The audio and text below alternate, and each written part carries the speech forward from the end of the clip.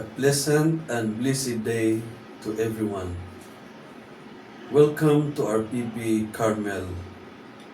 Once again, together we listen to the words of God and ponder its call and challenges in our own times. Our readings for today, February 9, 2026, Monday of the 5th week in Ordinary Time. Our reading is taken from the first book of Kings, chapter 8, verses 1 to 7 and 9 to 13. Then Solomon assembled before him in Jerusalem the elders of Israel and all the heads of the tribes, as well as the leaders of the ancestral houses of the Israelites, to bring up the ark of the covenant of the Lord from the city of David, which is Zion. All the Israelites assembled near King Solomon in the month of Ethanim, the 7th month.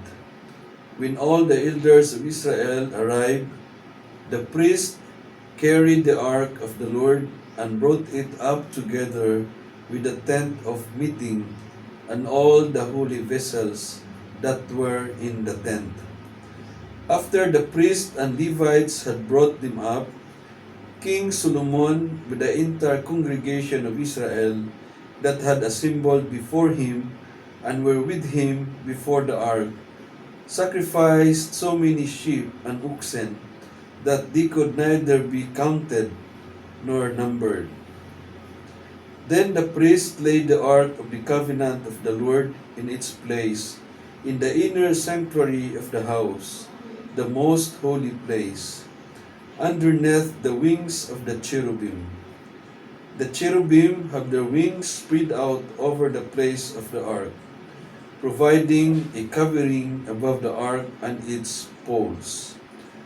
There was nothing in the ark except the 2 tablets of stones which Moses placed there at Horeb, where the Lord made a covenant with the Israelites when they came out of the land of Egypt.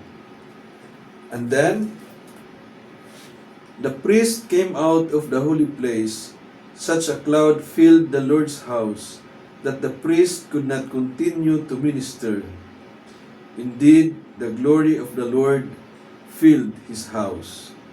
Then Solomon said, "The Lord has said that he would dwell in thick darkness.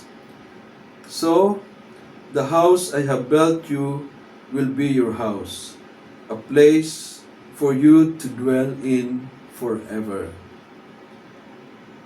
The word of the Lord.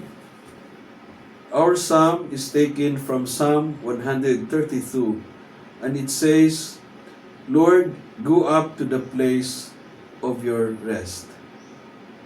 And our gospel reading is taken from the Gospel of St. Mark, chapter 6, verses 53 to 56. Having crossed the lake, they came ashore at Gennesaret, where they tied up the boat. As soon as they landed, people recognized Jesus and ran to spread the news throughout the countryside. Whenever he was, they brought to him the sick lying on their mats, and whenever he went to villages, towns, or farms, they laid the sick in the marketplace and begged him to let them touch just the fringe of his cloak, and all who touched him were cured.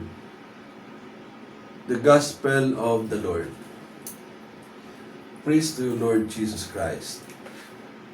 Brothers and sisters, today's readings invite us to reflect on 2 powerful truths: the importance of sacred spaces that unite communities, and the unwavering compassion of Christ that reaches every person regardless of status or circumstance. From the first reading, Sacred Spaces in a Divided World. In the first book of Kings, we witness Solomon bringing the Ark of the Covenant to the newly built temple in Jerusalem, a movement that gathered the entire people of Israel in unity and reverence. This sacred space became the heart of their nation, where economic life, political decisions, and religious devotions converge. In our Philippines and across the globe, we yearn for such unifying spaces. Economically, we see vast gaps between the rich and the poor, from the bustling business districts of Makati to the rural areas struggling with basic needs.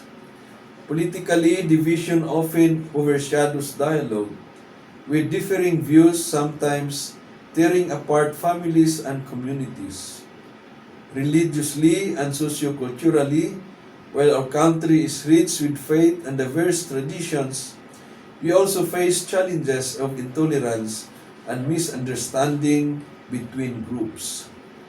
Like the temple of old, our churches, community centers, and even our homes can be places where these divides are bridged, where the wealthy and the marginalized meet, where differing political views are discussed with respect, and where various faiths and cultures are honored as gifts from God. From the Psalm, a promise of presence. The psalmist sings of God's faithfulness to God's people, promising that God will dwell among us and care for the vulnerable. For the sake of your servant David, do not reject your anointed one.